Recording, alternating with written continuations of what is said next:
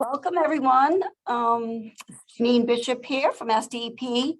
We are getting ready to start. We'll give it a few minutes so a few more people can come on. See you back in a couple minutes.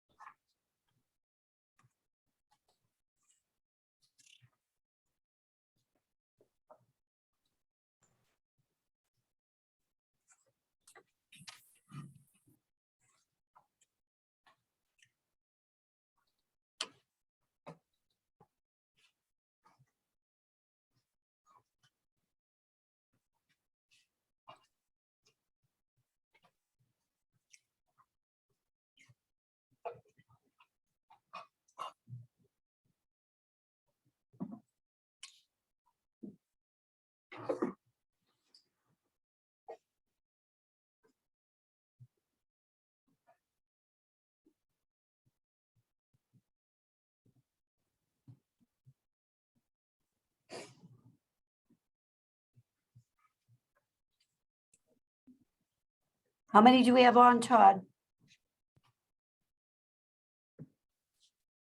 81. Should be at 83. Okay, give it another minute maybe, or? You can go ahead and start. We're recording. Okay. All righty then. Welcome, everyone.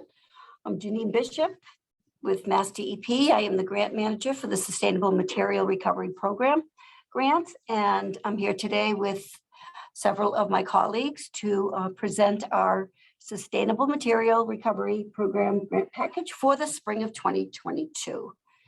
Next slide.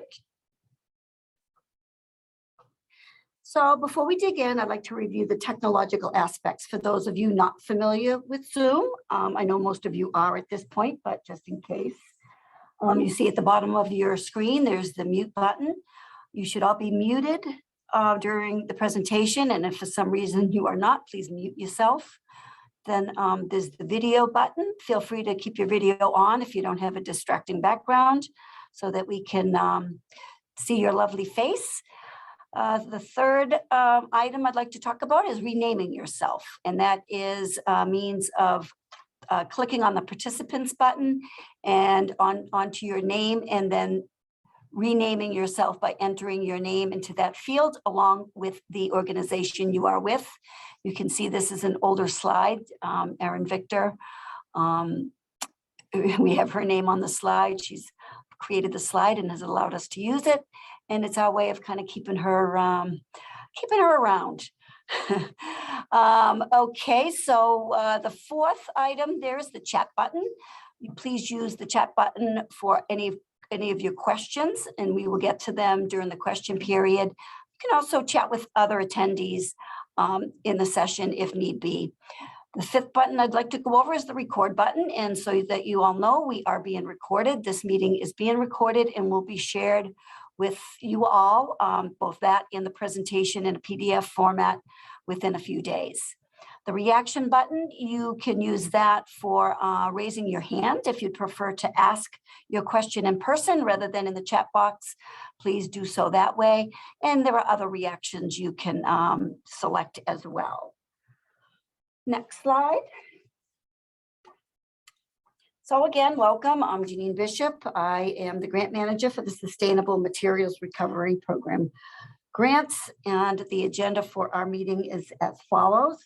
I will provide an overview of SMRP, the background and how it came about, and then next I'll move on to the overview of the changes to RDP, Recycling Dividends Program, and our Small Scale Initiatives Program. I'll talk about the changes and why we implemented them as well. For those of you who attended the December MERC meeting, some of this is going to be a little repetitive, but I felt a need to review for a refresher and for those who were unable to attend the December meeting. We will then hear from Kathy Dudnoff. Kathy will discuss minimum eligibility requirements. She'll talk about the drop-off recycling equipment grant and curbside recycling in organics carts as well. Next slide.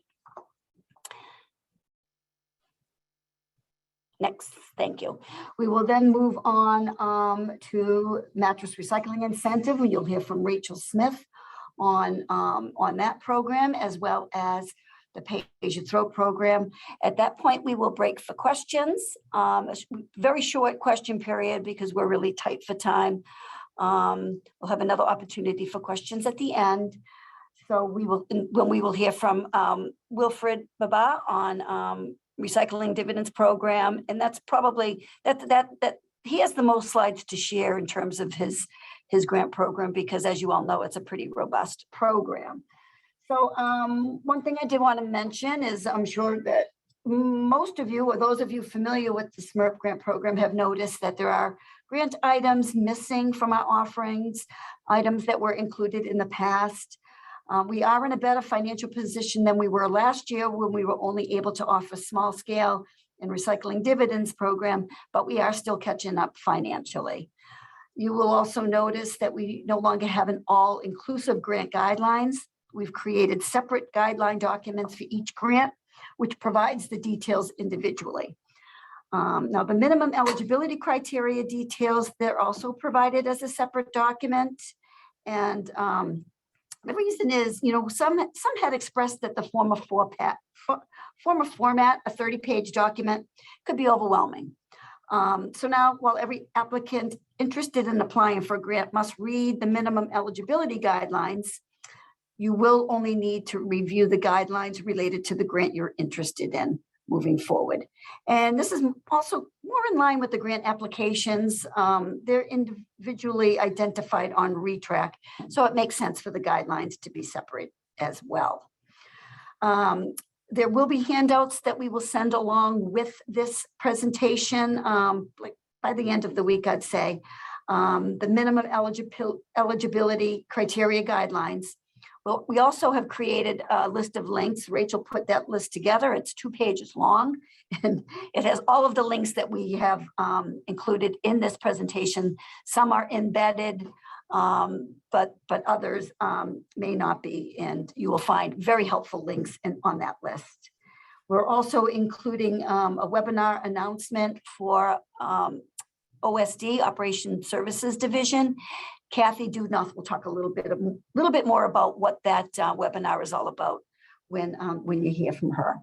I want to thank Todd Kep on running the presentation behind the scenes, and Janice Perret and Kathy Mirza, who will be fielding questions for us today. Next slide. So a little bit about the SMRP background. The SMRP was created through the Green Communities Act, and it's MassDEP regulations that qualify 6 of our municipal waste combustors to earn waste to energy credits. And 50% of those WEC revenues go to a DEP-approved recycling program. That's what funds our grant program. It funds the Municipal Assistance Coordinator and staff in our office here in Boston as well. Next slide. Also want to talk a little bit about the Solid Waste Master Plan. This plan, this establishes the Commonwealth's policy framework for reducing and managing solid waste that's generated, reused, recycled, or disposed by Massachusetts residents and businesses. This plan dictates everything we do in the waste reduction branch, and including our grant program. The MassDEP's 2010-2020 Solid Waste Master Plan goal was to reduce solid waste by 30% by 2020. We did not meet this goal. There are many contributing variables that are too much to go into for this presentation, but you can read about them in the plan. And the list of links does have a link to the Solid Waste Master Plan, as is the title page right up here that you can see. That Solid Waste Master Plan is actually an embedded link as well. So our waste reduction goal for 2030 is to reduce disposal again by 30%, and we need to do all we can do to reduce solid waste. Next. So in considering how the municipal waste reduction branch can contribute to waste reduction, we took a look at our municipal trash numbers over the years and realized that things were changing and we needed to take action. Residential trash decreased from 2012 to 2017, but since then it's grown. Despite our many grants. Yes? Can you please speak into the microphone? It's really muffled. Oh, sorry. Despite our many, is that better? Yep. Okay, sorry about that, everybody. Despite our many grant offerings to contribute to increasing recycling and decreasing trash, the trash tonnage for municipalities is going up each year. And looking at our grants, in particular, RDP and our small scale initiatives, it was clear there were some missed opportunities. Next slide, please. So again, we looked at RDP, and this prior to this year, this is what it looked like. RDP was introduced by MassDEP in 2014 with the goal of reducing solid waste by financially rewarding municipalities that have best practices in place for waste reduction. It's one of our many SMRP grants funded through the Waste Energy Credit Program. And funding is based on a point system. We require funding earned be utilized on programs to further reduce waste. It's been an extremely popular program. We've ramped up the eligibility requirements over the years to further incentivize waste reduction. There have been changes to the program over the years. We had separate criteria for curbside and drop-off at one time. We increased minimum points from 6 to 8 in 2019. We've changed point values, criteria. And, before this year, years 2019 through 2021, the criteria, the minimum points remained the same. With our latest changes, while some variables have changed, the premise remains the same. We reward municipalities for waste reduction practices. And as far as the other items listed here, 12 criteria, that's the same. We still have 12 criteria. 1 to 4 points can be earned. That's changed. You'll see that in another slide. We've upped the maximum 0.5. Earn at least 8 to 26 points. That's no longer in play. The minimum and maximum amount per year, that has changed as well. Rolling funds, that has not changed. RDP funds do roll into the coming year. They don't have to be spent in the same fiscal year. We have awarded over 17 million since the start of the program, and all of that money is reinvested or should be reinvested in municipal waste reduction programs. We still have a lot of money out there that has not been spent. So Wilfred will talk a little bit about that during his time. Next. And let me just ask, is the sound better? Todd? Yes. Yeah, it's better. fine as long as you're talking into the microphone. Oh, so I apologize for that. All right, the Small Scale Initiatives Grant has been open to municipalities and regional groups for years, or I should say it was. For municipalities, small scale was always thought of as a consolation prize. If a municipality could not get into RDP because of the required minimum points, a small scale grant was the alternative. A grant that all would receive as long as the minimum requirements were met. So in the past, municipalities and regional groups could apply. Funding level was 500 to 2,000. Must spend within the fiscal year. That will remain the same for the regional groups. And it is the same allowed spending as RDP. That will remain the same as well. Next slide. Now, this slide right here is very busy. I don't expect you to take much from it with the exception of the last 2 columns. And what that shows is the history, the year prior to RDP and the first 4 years. And you can see from the last 2 columns that the number of applications for RDP have grown, and the amount awarded has grown as well over the first few years. And at the same time, the number of small scale applications and the number of small scale awarded has decreased. Next slide. And this is the last 4 years. And again, the last 2 columns is where you really want to focus. And you can see that while 2018 to 2019 show increase in funding, we're not experiencing the same growth as we did at the beginning. And things are kind of stagnant in terms of the number of applications, awardees, in amount awarded. And that's for both RDP and small scale. Next slide, please. We also looked at point fluctuation for those municipalities earning RDP and could see that over the last 4 years, most municipalities have not increased their points earned. Most have had 0 point fluctuation, as you can see from this slide. Notice the red line, that represents the year we increased the minimum points from 6 to 8. So when there was an incentive to increase points, many municipalities met the challenge. Next slide. This slide provides data for Abington through AIR, and while some municipalities show progress with increased points over time, most are stagnant or even learning less points. There are 9 that have decreased points or stayed the same, and 5 that have shown increases. Now, our intent for RDP was to provide incentives and challenges to motivate municipalities to earn more points over time. Next, it's more of the same for Malden through Middleborough. We have 12 municipalities that have decreased points or stayed the same, and 3 that have increased. Now, these charts were created for all municipalities that have earned RDP over the years, and I selected randomly the municipalities to feature here. So I would imagine that we're going to see more of the same, and we do for other municipalities. Next slide. So why the change?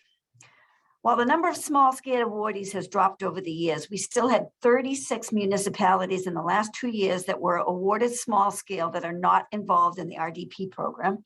And we have 84 municipalities that didn't apply for either. We needed to rethink RDP to include all municipalities. We also needed to look more closely at the 12 RDP criteria in RDP to see how the points earned related to waste reduction. Now, for small scale, there's really no incentive to reduce waste, no accountability. An applicant would apply and most often get the award. And we looked at this as a lost opportunity for waste reduction. Recycling dividends program, it was difficult for some municipalities to qualify because of the minimum and difficult for them to remain. Recycling dividends certainly does provide incentive for waste reduction. So those already in the program, they're incentivized. Those aren't, just did not have that incentive. We're seeing a stagnation in points earned. And the more municipalities we have in recycling dividends program, the more we are apt to reach our overall goal of waste reduction. So after looking at all of this information and meeting and discussing with others in the municipal branch and the municipal assistance coordinators, the MACs, my boss, Brooke Nash, the branch chief for municipal waste reduction branch, and I brought this information to the division director, Greg Cooper, and the deputy division director, John Fisher, and we stressed the urgency to make these changes. They agreed with the caveat that we stay within budget. Next slide. So this is a slide that I had meant to update, but apparently I did not. Anyway, okay. So this slide now, regional small scale initiatives, is available to regional groups only. Municipalities are no longer eligible. The funding level is between 1,000 and 2,000 per year. And like with the past, most must spend funding within the fiscal year. I think there are only about 6 or 7 regional groups. So take note that this requirement will stay the same. The spending has to take place within the fiscal year. And as in the past, it's the same allowed spending as RDP. Now, we have heard from a lot of municipalities that could not get into RDP, and they're very excited about these changes. But there may be a few disappointed because the bar was very low for small scale, basically real easy to get into. But with the requirement of 1 point, a municipality will now have to have some type of accountability to qualify for RDP. Next slide.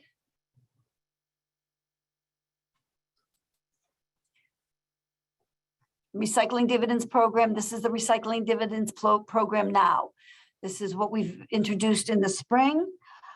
And we dropped the minimum number of points from 8 to 1 to allow all municipalities into RDP.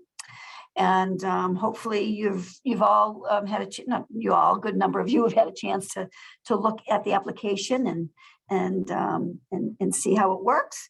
Municipalities that have not been able to qualify for RDP in the past will now be able to, and we're just very excited about these changes. We did keep the criteria to 12. Maximum number of points is 5, and that is in the solid waste category. The number of points you can earn is 1 to 27. We also have 2 funding levels depending on the points earned. It took a lot of analysis to figure out how we could stay within budget. But we did, and we have the structure that allows a certain value for points called basic level for those who earn 1 to 9 points, and for those municipalities who earn 10 or more points, an advanced level of funding. We also have a select group of environmental justice communities that will earn funding at the advanced level, regardless of the points earned. I'll go into more detail on that in the next few slides. So, and as most of you those of you who have been involved in the recycling dividends program, you know that we look at the number of households served by the municipal trash program to base the value of the points. So in other words, how many households use the transfer station or are enrolled in the municipality's curbside program, and that's what dictates the point value. And I have more of that in the next slide.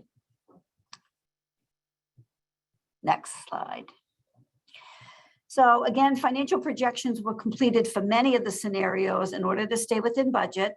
And we determined that for those municipalities that earn 1 to 9 points of value, 30% less than current point value would work best, or the current meaning what we had in existence for the 3 years prior to this change. The advanced level shows the values from the last few years. And we also increased the points needed to earn funding at this level from 8 to 10. And this will push municipalities that have earned 8 and 9 over the last few years to work harder and implement additional waste reduction measures. And if they're not able to right away, they'll still be eligible under the basic level funding value. And our hopes is that folks will continue to add programs, continue to earn points to bump them up to the advanced level. Next slide.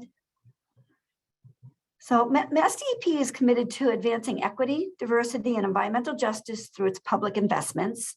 The agency seeks to prioritize the direction of these resources to benefit EJ communities and to address environmental inequities. To that end, MassDEP grant and funding programs include criteria and evaluation parameters that emphasize equity, diversity, and environmental justice, consistent with each program's statutory authority and source of funding. So a municipality that meets any of the following or the above criteria 1 through 4 qualifies as an EJ community. The definition and list of EJ communities has changed in the last year and has grown from 137 to 188 communities. The data used in determining whether a community qualifies as EJ is derived from the 2019 American Community Survey and is based upon demographic criteria developed by the Mass Executive Office of Environmental Affairs. Next slide.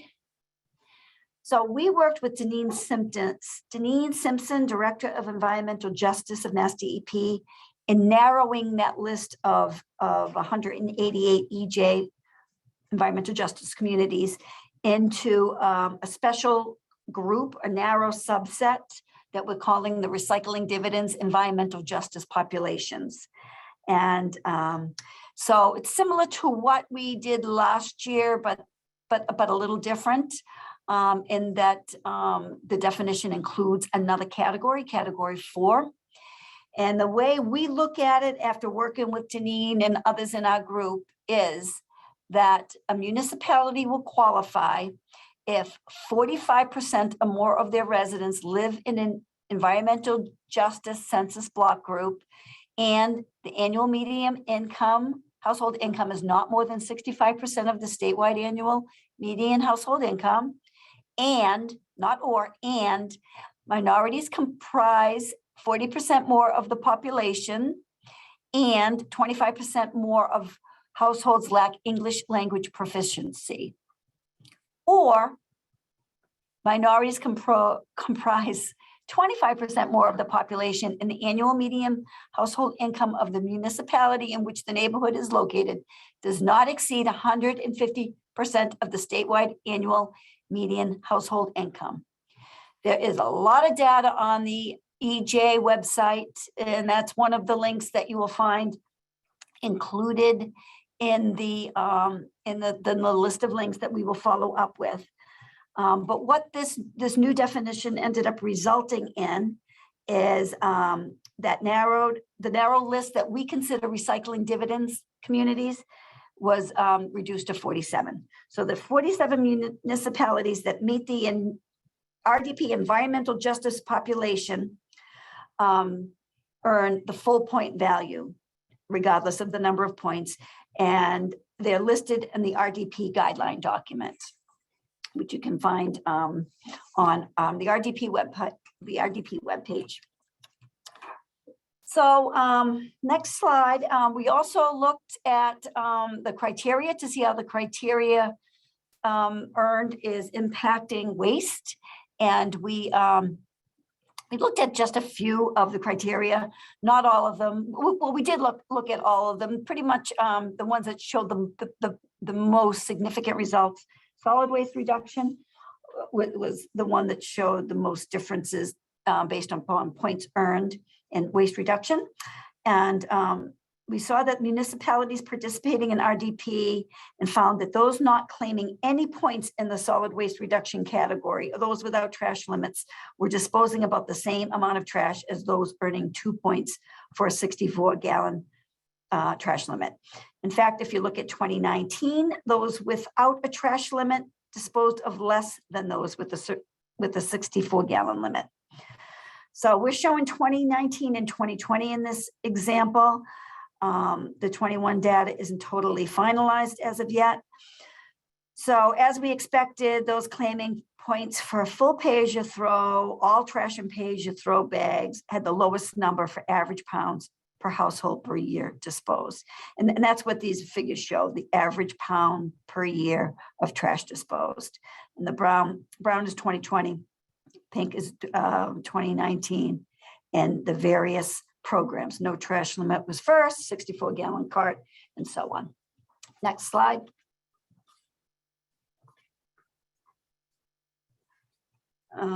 Okay, we looked at bulky waste tonnages for those that reported separate bulky waste and compared the average yearly tonnage between those who charged a fee and those who do not. Clearly, those municipalities that charge a fee have far less bulky waste tonnage.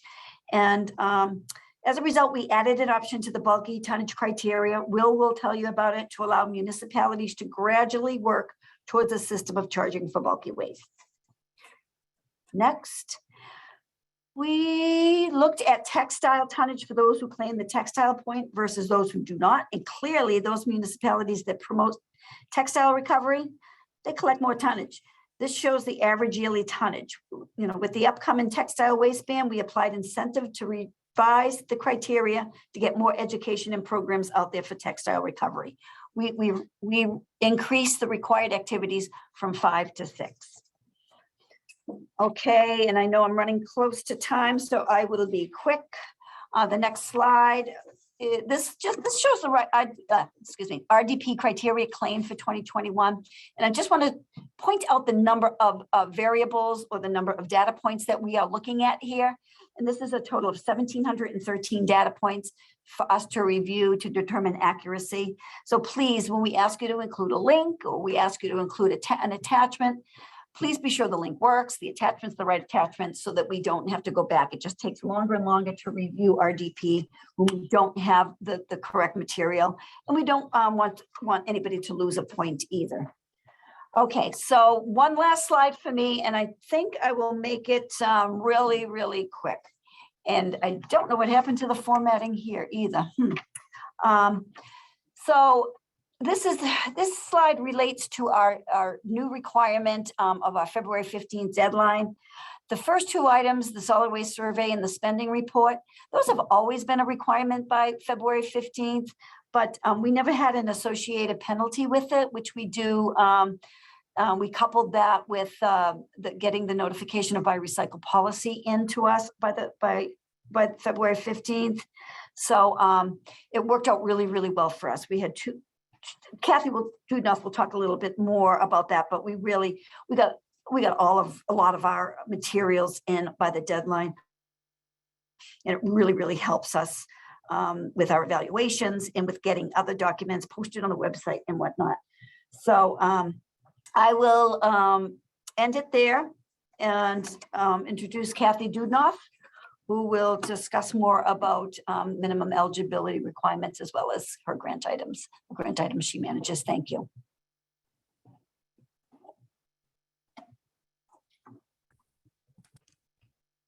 All right, thank you, Janine. Hoping everyone can hear me well. Let me know if otherwise, please. But my name is Kathy Dudnoff. I'm environmental analyst with the Municipal Waste Reduction Branch, and today I will be presenting on a couple of things related to the SMRP grants. First, I'm going to give an overview of the minimum eligibility requirements that must be met in order to receive a SMRP grant. Then I'm going to switch gears a little and go over 3 of the grants that are offered this year that I manage, which are the Dropoff Recycling Equipment Grant, the Curbside Wheeled Recycling Carts Grant, and the Curbside Wheeled Organics Carts Grant. So next slide.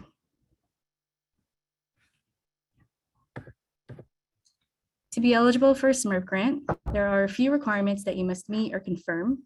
This can be done via the Certification of Minimum Eligibility Criteria form, which can be found on ReTrack. If you're not sure what ReTrack is, it's the online platform that we have for municipalities to submit surveys and grant applications. Every municipality already has an account set up. If you need to check who has access to this account, feel free to send me an email after the webinar and I'll work with you on that. The certification form this year has 5 different sections that you see up on screen, and I'm going to go over each of them. Because this form confirms that you meet our minimum requirements, it has to be the first one you complete on ReTrack. So don't forget to submit this first. If you do try to submit a grant application before this one is completed, ReTrack simply will not let you because it requires the certification form to be done. So next slide. Okay, so the first section that you'll come across on the form is the notification of Biocycle Policy. So the Biocycle requirement that we have is twofold. To be eligible for a grant, you must have a Biocycle policy or bylaw in place. And if you've already applied for grants in previous years, that means you already have one. The second part of the requirement is the notification of Biocycle Policy, which is the email or memo that's sent out as a reminder to staff that the policy exists. So to be clear, the policy and the notification are not the same thing. The notification should be the communication sent to staff that the policy exists and to purchase these items when possible. The notification itself has to meet a few criteria that are up on screen. So it must be an email or a memo dated within this fiscal year of the grants, sent to all department heads and staff. It should be sent by the chief executive or elected official or the chief purchasing or procurement official. So the person sending it can have any one of these titles on screen, but it's not limited to just these. The notification must also contain content on why purchasing these items is important. So examples of this could be to help close the loop, to support municipal recycling programs, or to even support recycling markets. This year, we're also asking that the notification include the actual Biocycle policy as an attachment. We've also seen municipalities include a link in the actual notification itself that links directly to the policy on the municipal website, which I think is a great idea and would recommend for the future. So if any of this sounds at all familiar, it's because earlier this year and towards the end of last year, we asked that you send the notification out and submit it by February 15th. And I just wanted to take a quick moment to shout out to the awesome 261 municipalities that met this deadline. Seriously, great job getting it in on time. Majority of the notifications were perfect and were approved. There are some notifications that will require an additional revision to meet one of the criteria that are on screen. And I will be reaching out to these specific munis this week. But if you hear from me, don't worry, you still met the deadline. You just have to submit a quick revision and you'll be all set. So if your notification was sent in by the deadline and approved, you'll find that when you go on retrack, your certification form is already in draft mode instead of new mode. You'll also see that the notification was already attached and that this section, the first one, is already completed, so you can move right on to the others. If you still need to submit your notification, I recommend checking out the examples of approved notifications that can be found on our SMRP website under step 4, and the link to this webpage will be available later on.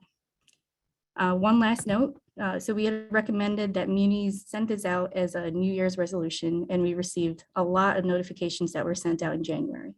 So it seems to be a well-received idea, and it does get it out of the way before the grant deadline. So we recommend doing it early in the calendar year in the future too. Next slide. Before I move on from the section, I just want to briefly talk about Biocycle policies in general. This year, like I said before, we asked munis to submit the policy as an attachment with the notification, and we kind of used it to update our records. What we noticed is that a lot of the policies are very, very outdated. Many are also very bare minimum, like the example we have up on screen, which is a real policy from a municipality. So the purpose of the policy is to have municipal staff know what to purchase and why. If it's a one-liner, they don't really get that kind of information that they need. Next slide. This is just another example of a policy on file, but if you look at it, it's not really even a policy. It's actually meeting notes from 1998. So a policy doesn't necessarily have to be long to count, but it does have to be an actual policy. Next slide. And here's another example. And majority of the policies we've seen are along the lines of this one, which again, it's a letter. So because of this, we're asking that you start thinking about updating your policies. Next slide. But instead of focusing only on purchasing items with recycled content, we want municipalities to start thinking about extending past that into purchasing items that are more sustainable as a whole. So in the near future, we will be moving from a biorecycled requirement to a sustainable purchasing policy requirement. Having this policy would bring attention to products that are less harmful to the environment, but are still needed for use in a municipality. On screen are just some of the criteria that can be found in a sustainable purchasing policy. And of course, as long as there's still a section about purchasing items with recycled content, we'll be happy. So again, please start thinking about moving to this kind of policy because we will be requiring it in the future. There are already, many municipalities in Massachusetts that are ahead of the game and already established this kind of policy. If you wanted to see any examples, feel free to reach out and I can send them to you so you get a chance to take a look at what it actually looks like. And I just wanted to say within the last 6 months or so, a couple of municipalities reached out about wanting to update their policy, but weren't sure how to. And after recommending a sustainable purchasing policy, I was excited to see that they drafted it up and got them passed. So it can be done. And again, please start thinking about it. Next slide. So OSD, which is the Operational Services Division, has a lot of helpful guides to services and products that are environmentally preferable, that are on state contract, which I think can be helpful because it shows that the everyday products that you need can be environmentally friendly. And we will provide a link to these later on. There is also the new statewide contract, FAC 118, for environmentally preferable cleaning products, programs, equipment, and supplies.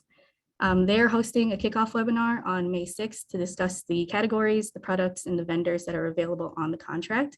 And so we encourage you to attend it to kind of learn more about what these products look like. Next slide. So going back to the certification form, the second section that you'll come across is the municipal recycling data reporting. This comes in the form of the recycling and solid waste surveys. Municipal applicants must have submitted recycling and solid waste data for the last 2 calendar years before applying for this year's grants. So this would be your 2020 and 2021 survey.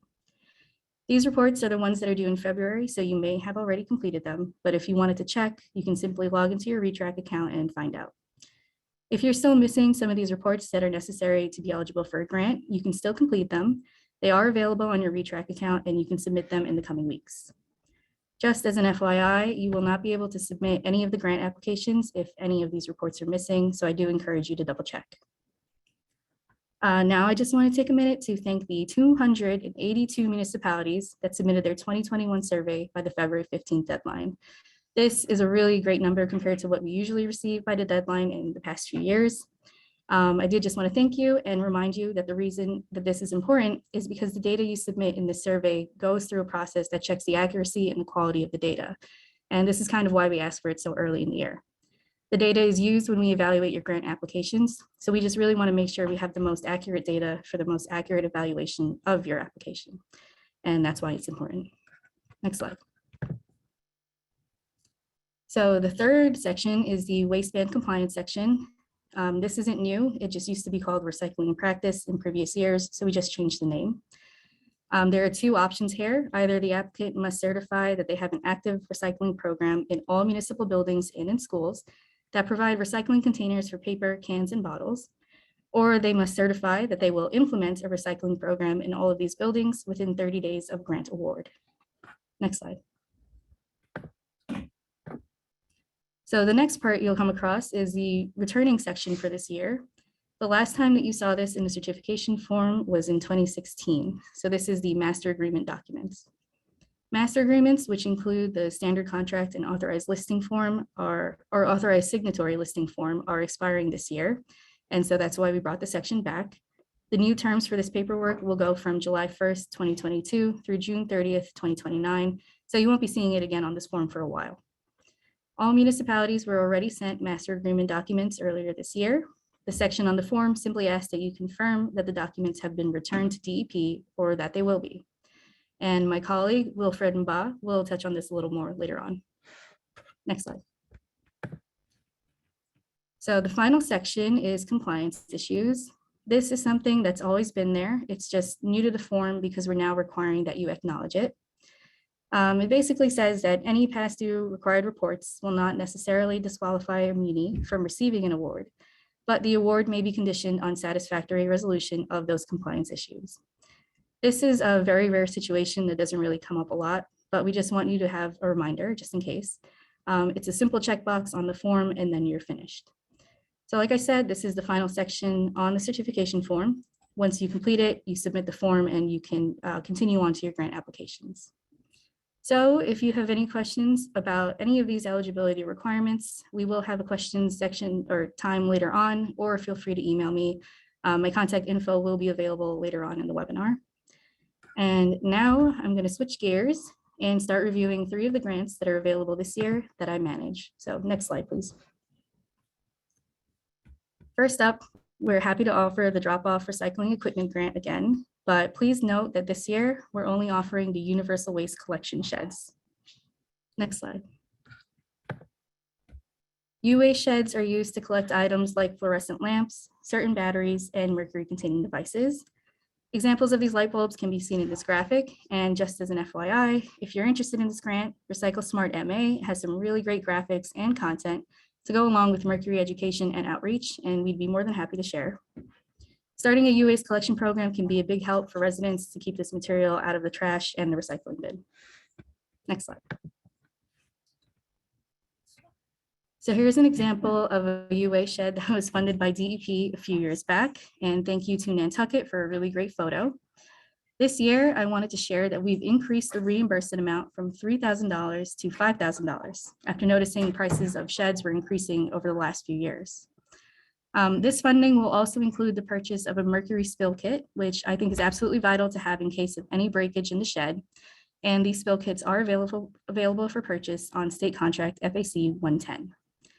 The shed, if awarded, must be an enclosed, rigid, weatherproof shed. And state contract FAC 110 is available to help you find processors for this material. If you are awarded the grant, you'll be submitting a checklist that asks where the material will be going. So it's good to look into these possibilities via the state contract before. If you're interested in this grant and you want to learn more, I recommend checking out the drop-off guidelines that are available on our SMRP webpage. Next slide. So moving on, we are also offering the Curbside Wheeled Recycling Carts grant this year. Recycling carts are available for municipalities that want to start a new curbside recycling program, a pilot program, or they want to expand a former pilot program. Next slide. So what's new this year is that we're only offering the grant to municipalities that limit their trash to 35 gallons a week or to those with a full pay-as-you-throw program. Reimbursement for this will be $20 per cart, plus an additional $1 for the required in-molded label. Carts purchased through this grant must be a minimum of 64 gallons for weekly collection or 95 gallons for biweekly collection. Recycling carts can be purchased either by the municipality or its contracted hauler. In the case the hauler purchases the carts, we just ask that the Muni's contract specify that the municipality will take ownership of the carts at the end of the contract. Carts can be purchased off a state contract, FAC 113. There are a few vendors on the contract, all meet the various specs and requirements for this grant. That being said, you do not have to purchase off a state contract. If you do decide to go with a vendor not on contract, we just ask that you ensure that the carts contain 30% post-consumer recycled material and have a minimum warranty of 5 years. Next slide. Next up is the Curbside Wheeled Organics carts for the collection of food waste. Again, these carts are available for munis that want to start a new curbside program, a pilot program, or want to expand their already existing pilot program. Next slide. We've heard that munis, okay, yeah, thank you, Todd. We've heard from munis that often it's the preferred vendor approach that's favored when it comes to collecting food waste, but we still wanted to offer organics carts just in case. It will be pretty competitive this year as we are prioritizing the recycling cart grants. But organics carts must be a minimum of 10 gallons and reimbursement for them will be $20 per cart, plus an additional $1 for the required in-molded label. Like I said before, the carts can be purchased by the municipality or its contracted hauler, but if the hauler purchases, the contract must specify the muni takes ownership at the end. And these carts are also available on FAC 113. So that's all that I have. Just a quick reminder that the individual guidelines for each grant are found on the SMRP webpage, and the link will be available after the webinar. And thank you all so much for your time. And I'd like to now introduce my colleague, Rachel Smith. Hey, Kathy, thanks for the introduction. I know we've been listening to everybody talk for 45 minutes, so I'm going to talk a little bit longer about some of our grant offerings. So just bear with me. Next slide, please. So my name is Rachel Smith, and I work with Janine and Kathy in the Municipal Recycling Branch at DEP. I started with MassDEP in March of 2019, and I took over the recycling program for mattresses, also referred to as MRI, that August. So I've been involved with this for the past 2.5 years now. Mattresses are getting a lot of attention lately due to the upcoming waste disposal ban. Next slide, please. So MassDEP published the 2020 to 2030 Solid Waste Master Plan in October. And with it included regulations for a waste disposal ban on mattresses, which is to become effective on November 1st, 2022. So basically, any item or material that is subject to the waste ban cannot be disposed of as trash, meaning they cannot be taken to a landfill or incinerator. This helps to promote recycling and reuse, and MassDEP has had waste bans for several materials dating back to the 1990s. For mattresses, the new waste ban comes into effect in the next 6 months, but MassDEP has been preparing for this for almost 6 years, since we first offered the MRI grant to municipalities back in 2016. The specifics of the grant award have changed over the years. This year, it is focused specifically on helping municipalities procure mattress collection containers, which is often the biggest burden to getting a program up and running because of the very high upfront costs of the container. Next slide, please.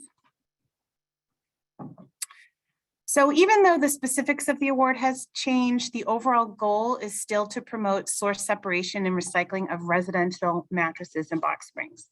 They can be collected at a drop-off site, such as a transfer station or recycling center, or collected curbside and then aggregated at a central location.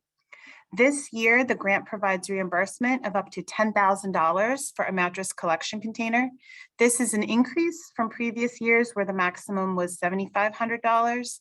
MassDEP recognizes that container prices have gone up, so hopefully the increase to $10,000 will better position municipalities to be able to purchase a container. Next slide. We anticipate that this grant option will be popular this year. Our decisions will really depend on the number of applications that we receive, but I can tell you that during the evaluation process, we are going to take into consideration municipalities that have not previously been awarded a mattress container, or municipalities that have agreed to act as a regional collection site so that the container will serve residents of multiple cities and towns. Our budget this year, we hope to be able to award up to 50 municipalities. Next slide, please. Here are some examples of mattress collection containers that we have awarded in the past. I want to mention here that there are a few different state contracts that might be useful to municipalities purchasing a container, either through this grant program or on your own.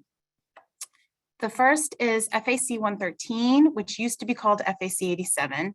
And this one includes 30-foot and 40-foot closed top roll-offs. These are ideal if the municipality is going to collect the mattresses and then haul them to a central aggregation location. It offers a little more flexibility than some of the other containers.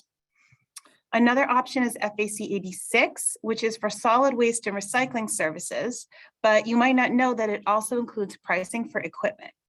It's a little different in that you're not purchasing equipment directly from the manufacturer, but from a vendor. However, it may be an option for municipalities to procure sea containers, stationary containers, or other options to suit their needs. Especially now that there's a lot of consolidation in the industry, some companies may have excess containers that could be suitable for mattress collection. A third option for municipalities is to check with the mattress recycling vendors on state contract FAC 90, because some of them also sell new or used containers. I will remind you that municipalities do not have to use any of these state contracts. In fact, in recent years, many have not. So you are welcome to procure a container from another vendor as long as it meets the standard requirements for keeping mattresses clean and dry so that they are able to be recycled. And it's approved by MassDEP. So when choosing a container, you make sure to get something that has a cover and watertight seals to keep those mattresses clean and dry. Reused or refurbished containers are allowed, and that's also a great sustainable option. Finally, if you are applying for this grant, do not purchase a container before you are awarded or before a grant agreement is signed, because MassDEP cannot reimburse items that were purchased prior to an executed grant agreement. So I just want to remind people of that. Next slide, please. And then a few things I want to mention before you go online and complete the application. The application will ask you about the preferred container size. In most cases, that will be a 20-foot or a 40-foot roll-off or stationary container. Some municipalities might be able to accommodate a 48-foot or 53-foot trailer, or the application also allows the municipality to propose an alternative. Municipalities should consider their collection site and logistics for managing a collection program. The application will ask about these things. Basically, it's just a way to give MassDEP some information about the site to see how ready the municipality is. You don't have to have selected a mattress recycler at this time, but the application asks if you have identified one that might be able to service your town. So a little planning and research will be needed. Next slide, please. Finally, I just included these links here for easy access. You can find the details about the Mattress Recycling Incentive Grant and MassDEP's website on mattress recycling. This site has contact information about mattress vendors on state contract FAC 90. It has presentations from prior webinars and workshops, case studies, etc. Next slide. Okay, moving on to pay as you throw. So this is the next grant I'm going to talk about. It's also referred to as PayT. So that's probably the term I'm going to use throughout this presentation. It's a grant program that I've been working on since I started at MassDEP 3 years ago. Next slide, please. So many of you might already be familiar with the concept, but basically PayT is defined as a solid waste program where residents pay a per unit fee for disposal of household trash, but they're not charged a direct fee for recycling. So this creates a financial incentive for them to reduce their waste, reuse, and recycle more and throw out less trash. PayT remains a top priority for MassDEP. It is the single most effective tool to reduce waste and increase recycling, and there are many environmental and financial benefits associated with these programs. Next slide, please. This is what MassDEP calls its map of pride, and it's meant to visually show how much trash communities in Massachusetts generated. This data is from 2020. It's a little higher than in previous years for both PayT and non-PayT munis, likely because of COVID. But the point is that if you look closely, the municipalities that are designated as PT, meaning they're identified by those gray hash marks, they're usually in the green and yellow range. A few are the light orange, but the municipalities without PayT, they're the orange, red, or dark red. So I'll point out that PayT munis averaged 1,239 pounds of trash, which is 29% less than the non-PayT munis, which averaged 1,756 pounds of trash. So over 500-pound difference, and that's a big difference when you add it all up. Next slide, please. I want to briefly cover the technical assistance grant called a TA grant. This consists of 80 hours of dedicated in-kind technical assistance from your Municipal Assistance Coordinator or your MAC. We have offered the TA grant for PayT for several years, and while we have always recommended it for municipalities thinking about implementing a PayT program, we are requiring it now. So as of the spring 2020 grant cycle, MassDEP is going to require a TA grant for any municipality that applies for PayT grant funding through SMRP. It's a prerequisite for the grant application, meaning that you don't have to have completed the full 80 hours of the TA grant, but your municipality has to have applied and been approved to start working on this with your MAC. Next slide. So here's a quick breakdown of the PayT Award available to municipalities. As you can see here, the amount of funding really varies with the type of program. It's largely dependent on the size of the community and the number of households that are served. I'll point out that the 35-gallon trash carts are valued at $30 per household award. And the reason for this is because we know that these carts are expensive. So the $30 helps to offset the cost, and they're really a valuable investment in waste reduction. Next slide. So as you can see from the previous slide, the grant's available to both new and upgraded PayT programs and both drop-off and curbside programs and any type of program in between. Municipalities can use PayT bags, stickers, tags, or carts. The specific amount of funding is dependent on which program you choose, as well as the number of households served in your municipality. There is a cap of $300,000 per award.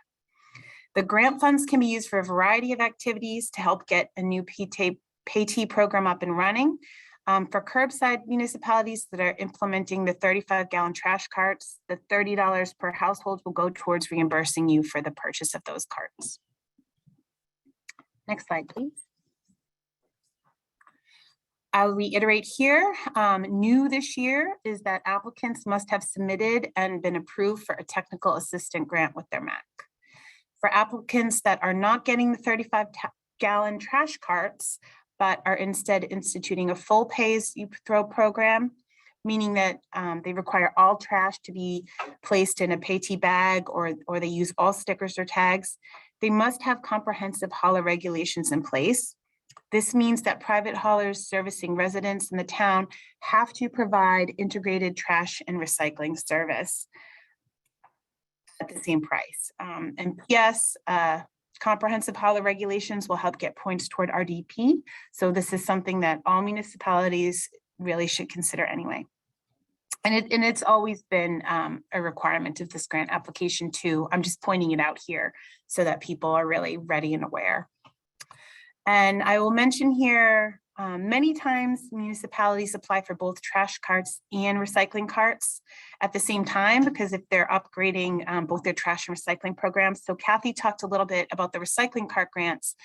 And again, just note that if you apply for both PayT trash carts and recycling carts, the combined allowed award is maxed out at $400,000. And to close out this section here, oh, sorry, next slide. To close out this section, here again, I want to point you to the link, which has details about the pay-as-you-throw grant.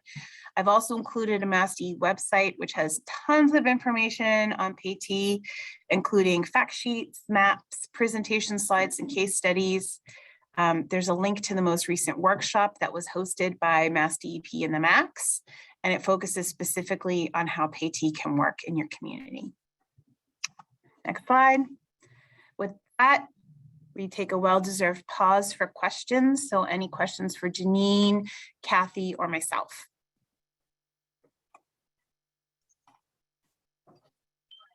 Here's a question from Claire. Did you say 10 gallons minimum for organics carts? Okay, that's for Kathy. Oh, sorry, Kathy. Yeah, that's correct. It's 10 gallons is the minimum to receive this grant. And then someone was just asking for your email address. I'll put it in the chat. Does anybody have any other questions? We have a bulk waste event twice a year that we accept mattresses. And I don't know if I'm going to be able to do that. Is that Christine talking? Yes. You're breaking up really badly, and I'm hearing a very metallic-y robotic screech. I don't know how to fix that. I want to hear your question. Can you type it in the chat and we'll read it? Can you type it in the chat and we'll read it? Yes. Okay. Here's one. It says, can we use RDP funds to purchase a container for mattresses? Yes. You definitely can use RDP funds to purchase a mattress container. You can also use RDP funds to pay for your mattress recycling program. So the processing cost and related transportation costs. Okay, so that's all we have for a minute. Christine looks like she's trying to type it in quickly, but she's like, I tried. Here's one. For pay-as-you-throw, hang on, anyway. For pay-as-you-throw grants, why is there an incentive program to go from stickers to bags? That's a great question. So stickers are actually not as effective as pay-as-you-throw bags. There's a lot of reasons for this. It's because the bags are specific size.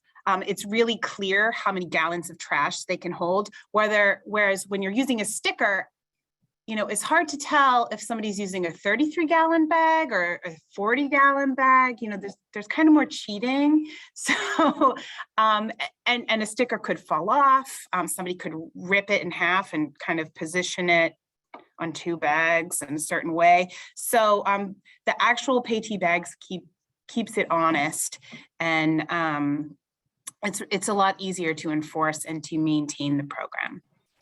Okay, so I got Christine's question. Thank you. So her question is, will I be able to have a bulk waste event when I take mattresses? So I guess she's asking if you can have, is that your question, Christine? Can you have a bulk waste event? Yeah, of She has course. two coming up.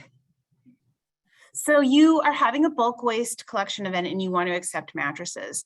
So yes, you can definitely do that. There are mattress vendors on FAC 90, which is linked at the end, that you could ask about picking up, or you could, transport to those facilities. In terms of the grant, I don't know if you'd want a container if you're only going to have like a 1-day event or an event a few times a year. So, I mean, that's just something to consider. I don't really know that this grant would be for you if that's your plan, but certainly it is an option for municipalities that kind of want a program on an ongoing basis. So another question about containers. Will the grant for mattress containers fund a rental of the container through No. the existing? No? Okay. No, it will not fund a rental. Can we find a regional or neighbor some to which we might refer our patrons? This is for mattresses. I don't know. Somebody's asking about a regional location for? I don't know. Can you Jan Park of Lesser, can you? Can you hear me? Yeah. We have opted not to go and apply for a mattress grant. We're all volunteer and we feel we cannot handle the program successfully. We do have a facility within our town area that will accept mattresses, but we're wondering if there might be a neighboring town which has a program which we might refer our patrons to, someplace close.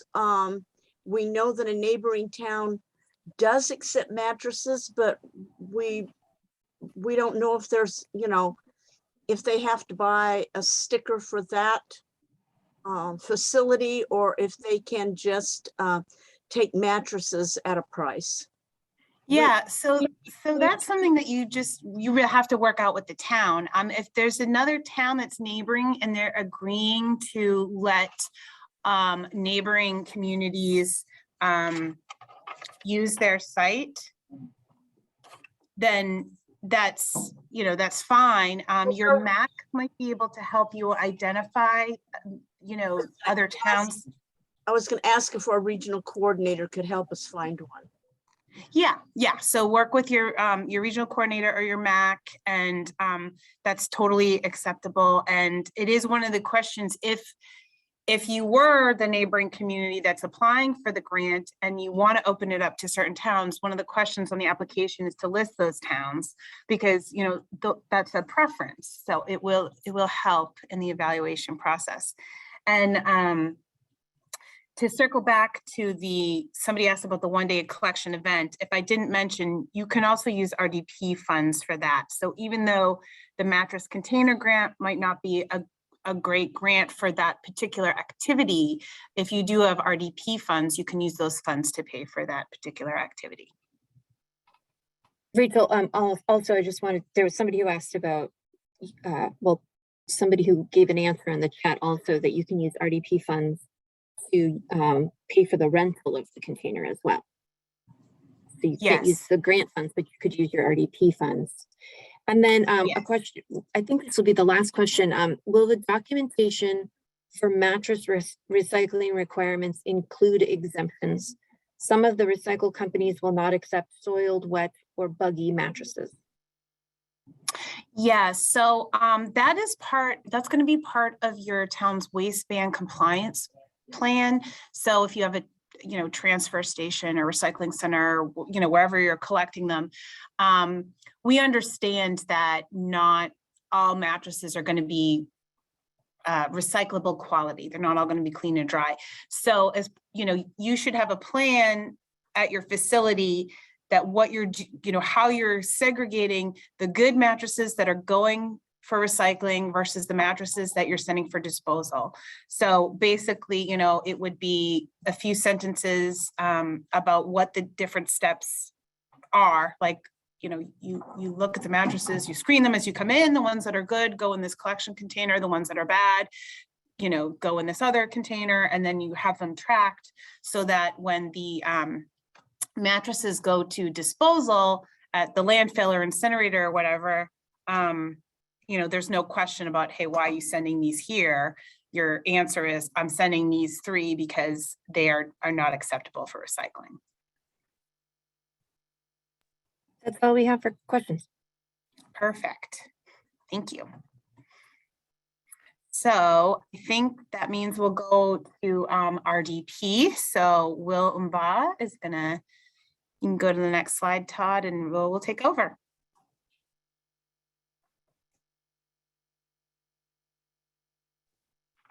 Can everybody hear me okay? Todd, can you hear me? Yes. We can hear you fine, Will. Oh, wonderful. So hello, everyone. My name is Wilfred Mba. I'm honored to be part of these notable presenters today. Janine is my supervisor in the Municipal Waste Reduction Branch at DEP. I started in July of 2020. I'm going to be reviewing all the options available for each RDP criterion and changes to the RDP criteria for this spring 2022 grant round. These changes, as well as new additions, will be highlighted in red. Please always refer to the grant guidelines, which is now called Details Recycling Dividends Program on our webpage. It will provide more details about the changes and requirements. Next slide, please. Thank you. So before I begin, just as my colleague Kathy mentioned, it is time to renew your master agreement with us. Deputy Division Director for Business Reporting, Data and Physical Operation, Dave Minucci, has completed his outreach to your municipality. As of Monday, we have 130 signed contracts that have been returned. So please reach out to me if your municipality haven't heard from Dave Minucci about renewing your master agreement. This contract is to authorize MassDEP to forward payment to your municipality. And just to note that execution of this contract does not guarantee that an award will be made to your municipality or regional entity. Next slide, please. Also, just to reiterate that the Regional Small Scale Initiative Grant is open to regional groups only, as Janine mentioned, and is population-based. It also has the same spending as RDP. And also to note that eligibility is limited to those with emission of solid waste or recycling management. Next slide, please. Again, the potential award amount is calculated based on population. Grantees will purchase products based on the approved spending categories, then request reimbursement. Typical purchases include recycled copy paper, public area recycle bins, and e-waste recycling. And the population brackets and amounts of funds have not changed from last year. Next slide, please. Now, I know that Janine already went through what RDP is in her slide, but just as a refresher, RDP will provide payments to municipalities that have implemented specific programs and policies proven to maximize reuse, recycling, and waste reduction. There are 12 criteria, which you will see in the next slide, and each RDP criterion carries a point value ranging from 1 to 5. The point values vary based on the demonstrated impact on waste diversion, essentially functioning as a best practices framework. Payment brackets are based on households served by the municipal trash program. This is also important that earning points means all programs claimed must be in place and operational from July 1st, 2021 through June 30th, 2022. Very important. Next slide, please. So these are the 12 RDP criteria I mentioned, arranged in alphabetical order.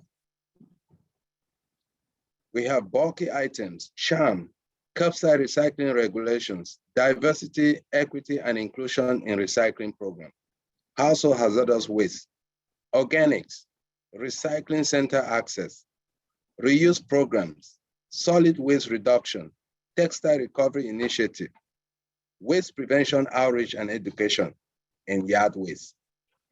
I will describe each in more detail. Next slide, please. Thank you. For bulky items, the municipality or its hauler charge residents a fee of not less than $5 each for the handling of at least 3 of the items listed below, either at the curb or at its municipal drop-off, that is mattresses, upholstered furniture, wood furniture, toilets, sinks, and carpet.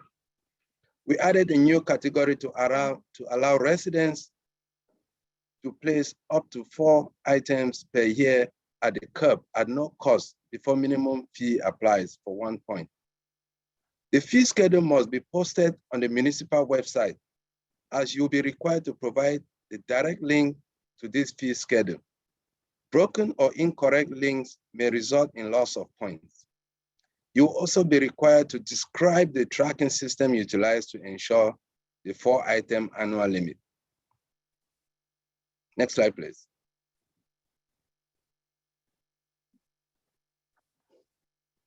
Center for Hard to Recycle Materials, also known as CHAM. The center must be in your municipality or a contiguous community, that is, share a border. An exception to the contiguous requirement will be made for rural areas within a 10-mile radius of an open CHAM. You must collect 8 items out of 15 at a single permanent location. Please refer to our guidelines for a full list of those items. Mattresses will still qualify as 3 items. Fire extinguishers, 20-pound and 1-pound propane tanks used to qualify as 1 item. We no longer need to collect 1-pound propane tanks to qualify under this item due to limited outlets available. Carpet and styrofoam no longer qualify. Reason being that very few municipalities are collecting them. Removing these items was an alternative to increasing the required number of CHAM items from 8 to 10. You can always use RDP funds to process your carpet and styrofoam. Christmas light, shredded paper, marine wrap, and agricultural wrap collected once a year at alternative location will qualify if promoted by your municipality. Next slide, please. Todd? Oh, curbside recycling regulations. Thank you, Todd. Hey. To be eligible, your municipality has adopted MassDEP modest comprehensive hauler regulations that require provide recycling to all general, residential and commercial as bundle service. Mandatory recycling is required of all generators. Also, the municipality enforces hauler regulations that requires private haulers provide bundle service to all residential generators at a rate that reflects the cost of both services. Municipality also enforces mandatory and or quality recyclables, a minimum of 19 hours a week, and also a minimum of 10 hours a week for 3 points and 1 point respectively. Haulers enforces mandatory and or quality recyclables via hauler contract or municipal standard operating procedures. I know this slide is full of words. In the past, these were 2 separate categories: adopted comprehensive hauler regulations and enforced residential curbside recycling. These are all combined under curbside recycling regulations. All the options that were under comprehensive hauler regulations and enforced curbside recycling, residential recycling are still there. It's just been revised or worded differently. We added 2 options highlighted in red: adopted and enforced comprehensive hauler regulations that require haulers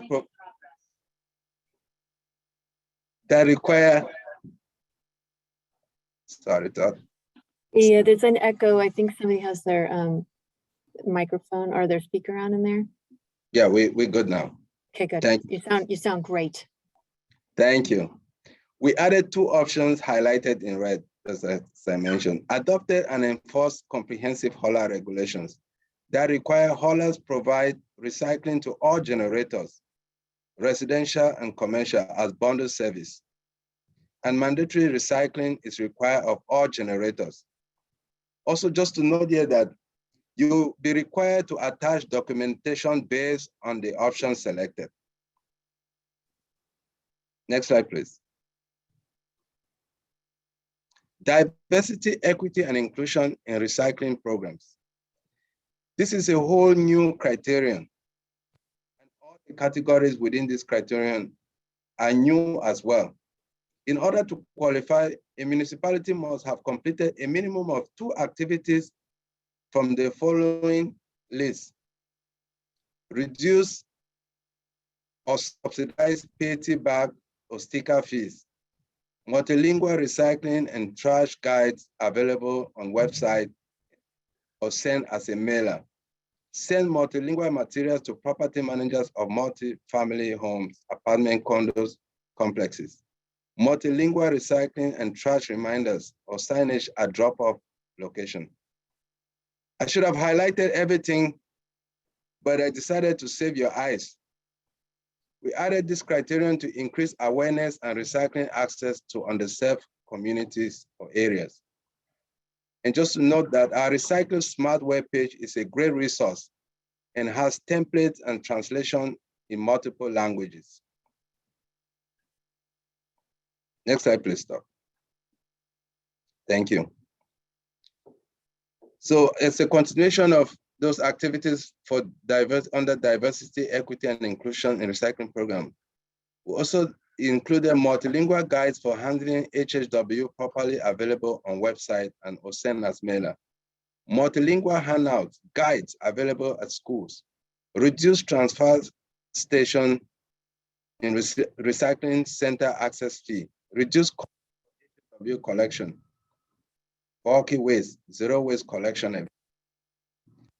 Multilingual or social media live stream, video, cable TV program once a year for recycling education, outreach, or created video guides. And again, we added this section to increase awareness and recycling access to underserved areas.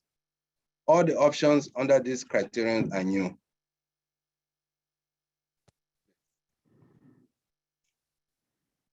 Household hazardous waste.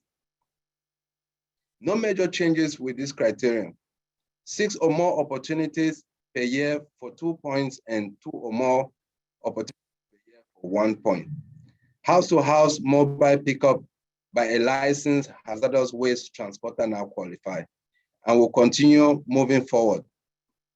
A few points to highlight here. Municipal official or contractor vendor must have registered any HHW event through our online notification system. Directing residents to privately owned facilities does not qualify. Yes, my friend Tessa David, having fun at Devon's HHW event.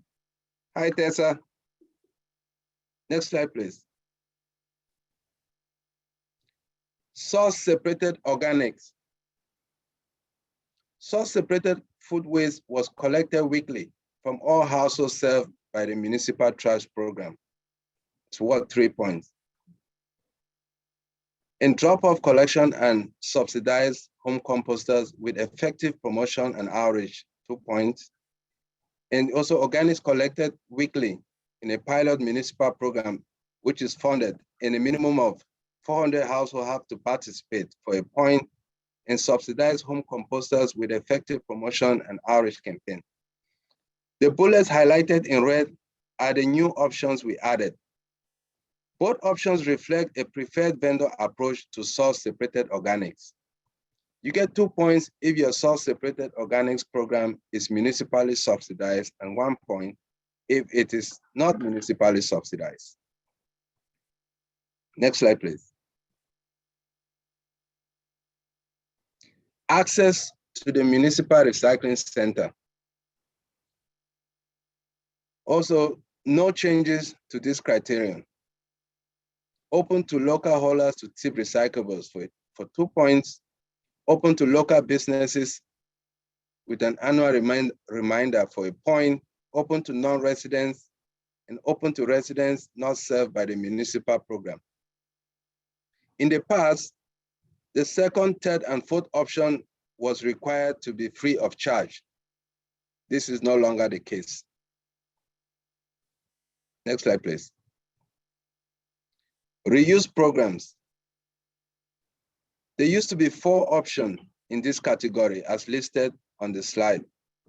Swap shed can be open to elements with items disposed at the end of the day.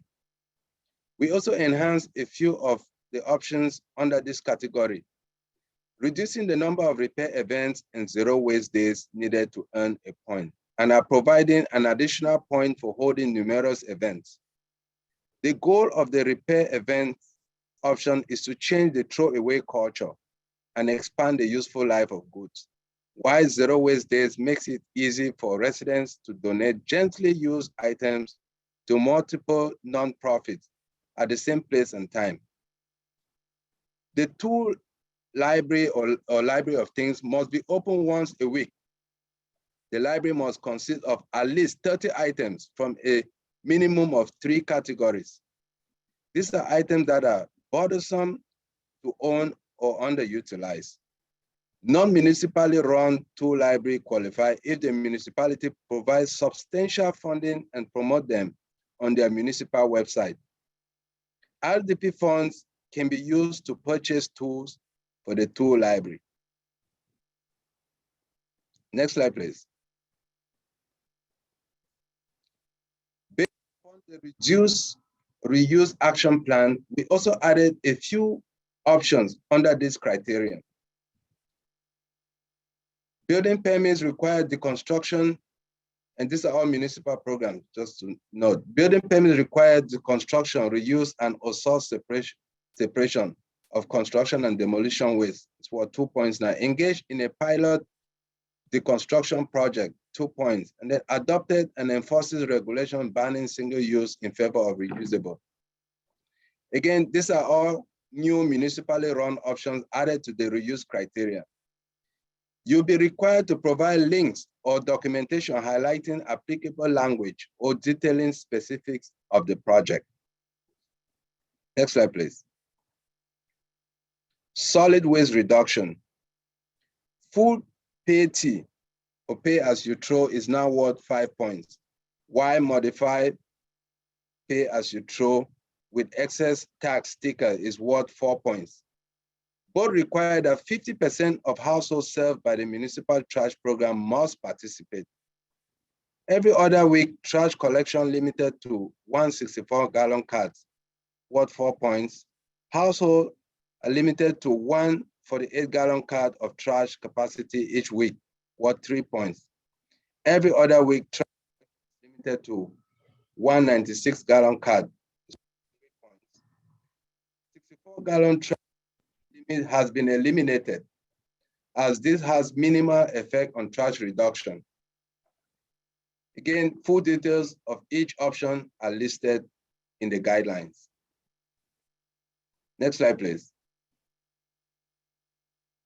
With the upcoming textile recovery, with the upcoming textile waste ban that will be in effect November 1st, we have increased the required activities to 6.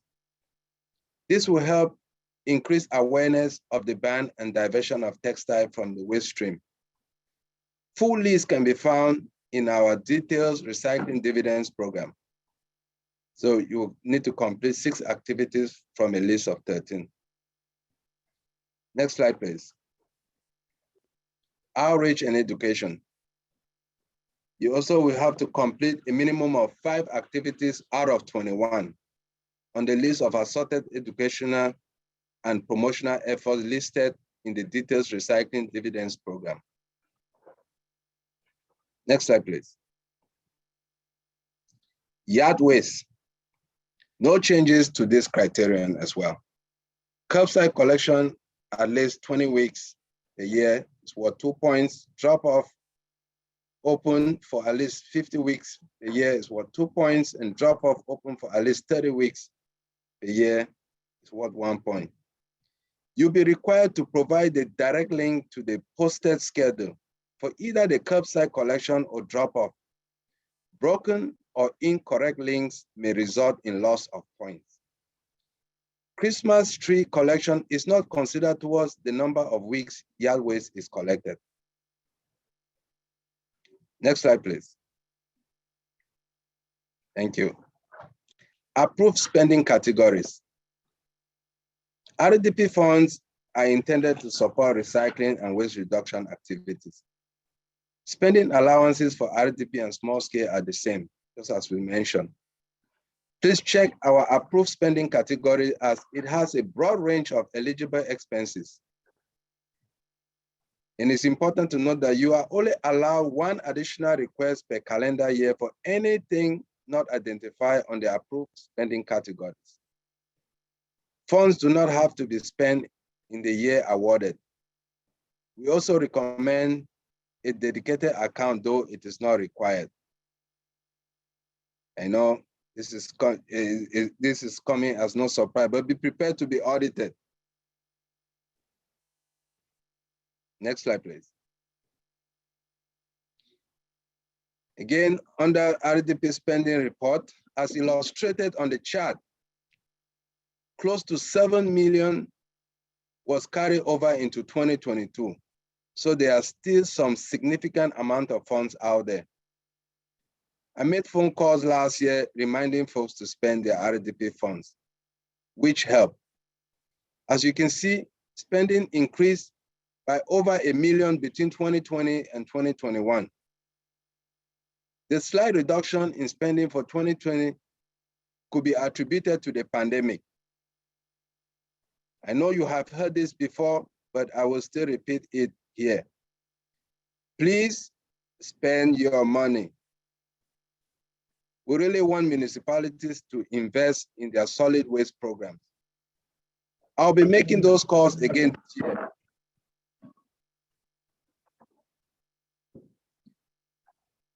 So you may be hearing from me.